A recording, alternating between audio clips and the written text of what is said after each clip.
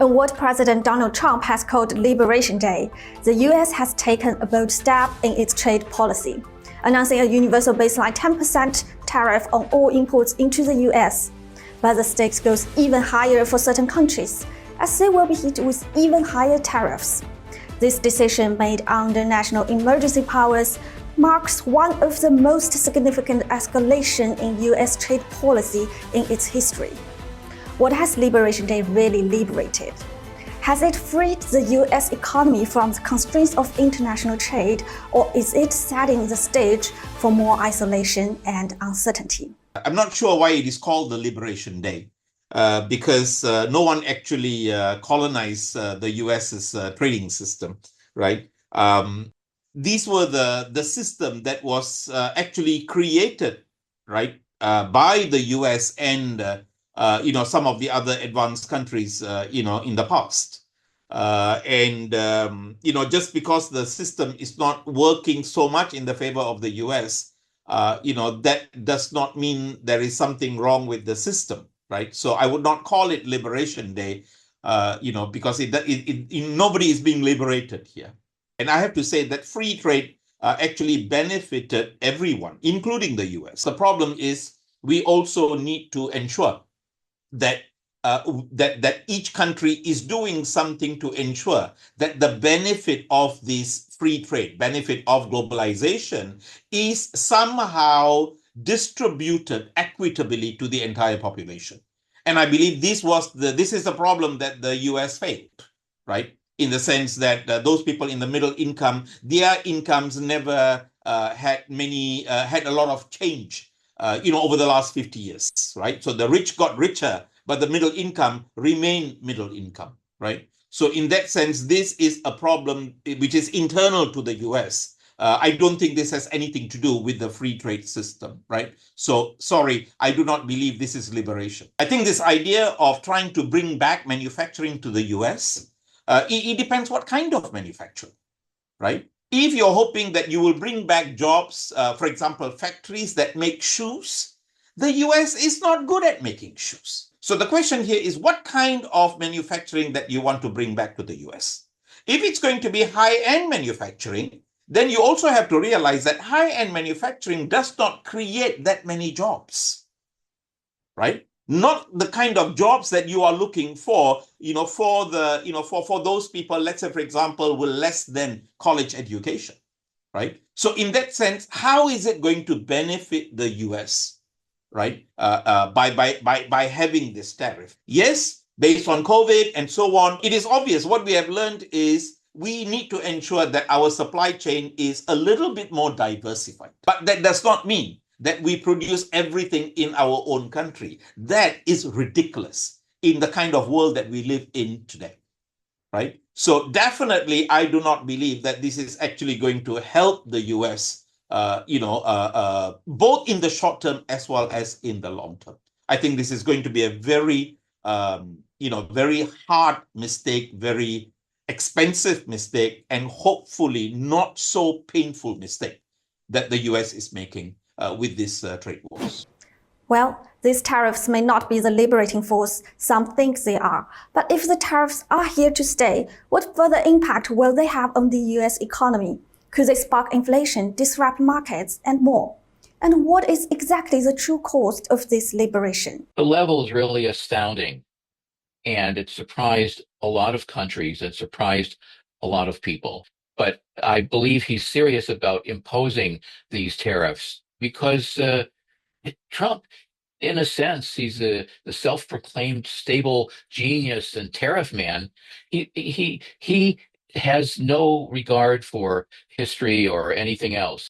Trump hasn't even learned the lessons of history because he's ignorant about history and about most other topics. And he doesn't know that he's repeating history's mistakes. He doesn't know that we had this tariff war in the 1920s and 30s.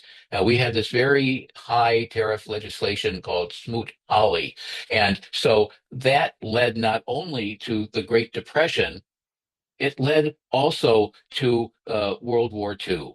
So the tariffs are going to definitely lead at this high level to recession and stagflation in the US and in many places.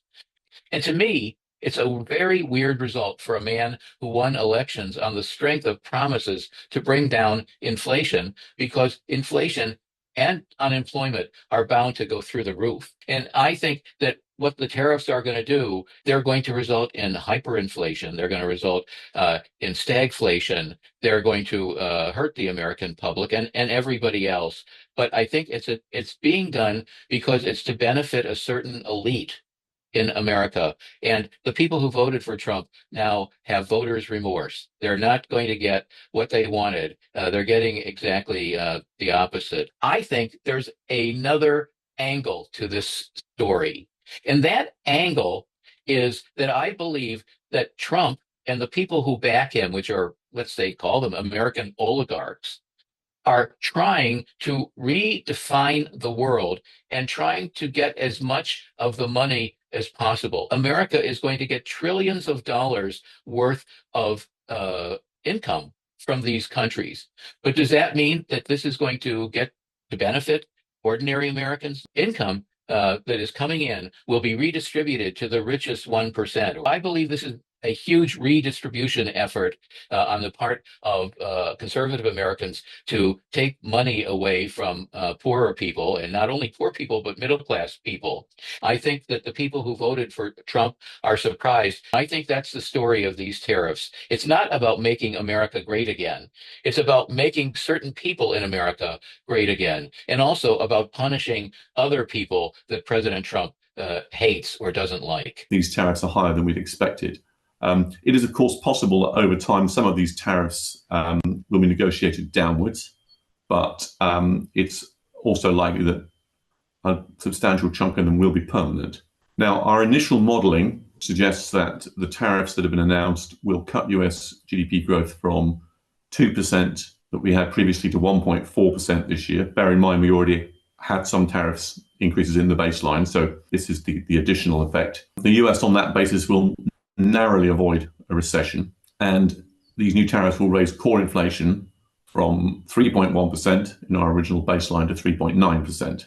Now, just to be absolutely clear, the effects could be bigger than this, and there are two main reasons for that. The first is that there is scope for substantial retaliation against the US, and the second is that it's possible that uncertainty effects will add to the economic impact, especially on GDP growth. And what we mean by that is that the volatility of tariffs, the volatility of decision-making around tariffs, may mean that an additional risk premium is built into trade with the United States. So if you like, there's an invisible extra tariff in people's minds. They perhaps will be less keen to trade with the United States. So there could be this additional impact. I think if these tariffs are fully implemented, it will cause a significant transition in the U.S. economy. And certainly transitions are always difficult. So that could be difficult. But I do think what he's trying to do is redistribute income away from capital toward labor. I think some things will go up. You'll see an inflation of things that are largely imported. So the price of wine and cheese will go up, but some things might go down. Energy prices might go down. So it's hard to see where the balance is. I'm speculating about what I think the administration is thinking. I think they believe sort of the old world is kind of over. The idea that there used to be a U.S.-led world where all the regions of the world were tightly integrated. I think they see more that we're moving toward a world where there's a North American sector, there's an East Asian sector, European, Russian, maybe Indian. There are a few big, great powers, and they might have less to do with each other than they previously did. So I think it will be a more isolationist, but also maybe less interventionist world. As these tariffs set off ripple effects across the US economy, we must also consider their broader impact on the global economy. How will other countries respond? And what effects might this have on international trade and the global economy? So in that sense, again, it is surprising that he's also having this war with close friends as well. But on the other hand, I think this is also good, in the sense that the EU, for example, realizes that it is important that they have a strong economy within the union as well, because they now realize that you cannot depend on the US too much. I have a dream that, all these other countries, that means Canada, the EU, China, India, can come together and actually respond to the US in a similar way. Right? That's my dream. I know that dream will, probably not come true. But of course, I think it's very important, in international relations. I think, many other scholars have mentioned this. You have to retaliate. I hope it comes true that they will retaliate in a similar way. But, again, we're talking about Trump. We really don't know what his reaction would be, right? But I think retaliation is important. But one last point here is, it also becomes important for the other countries, right? Here I'm talking about the EU, Canada, India, maybe Japan, South Korea, the ASEAN countries, right? Southeast Asia. It becomes more important that these trade wars does not have a negative impact on the relationship between these other countries, right? So that would mean if we can increase our trade, increase our economic relationship, let's say, for example, between China and Southeast Asia, China and the EU, and so on, I think this is a very good opportunity for us to become much closer with each other. Yes, the US has been quite harsh towards some of its big trading partners, including well-known allies. Now, I think in terms of retaliation, the effects will vary from place to place. Some economies, I think, the approach will be to try to engage with the US and get them to negotiate some of these tariffs down. Other places will probably be more combative, will go for more symmetrical retaliation. What we see is that certainly in the case of the EU, so far there has been some retaliation, but not total retaliation. For the UK, Mexico has generally been trying to avoid retaliation so far. So a lot of different possibilities. But if the tariffs remain permanent and are not easy to negotiate away, then the political pressure for retaliation, I think, will get quite large over time. So the danger of retaliation, I think, probably increases over time the longer these tariffs stay in place. And therefore, the effect on the world economy potentially becomes bigger too. The road ahead is filled with uncertainty.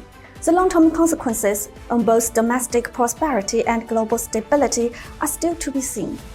The fragmentation of global trade brings even more uncertainty to the world. How will countries adapt to an increasingly fragmented and protectionist global economy? Only time will tell. That's all for today's show. Thank you for watching. See you.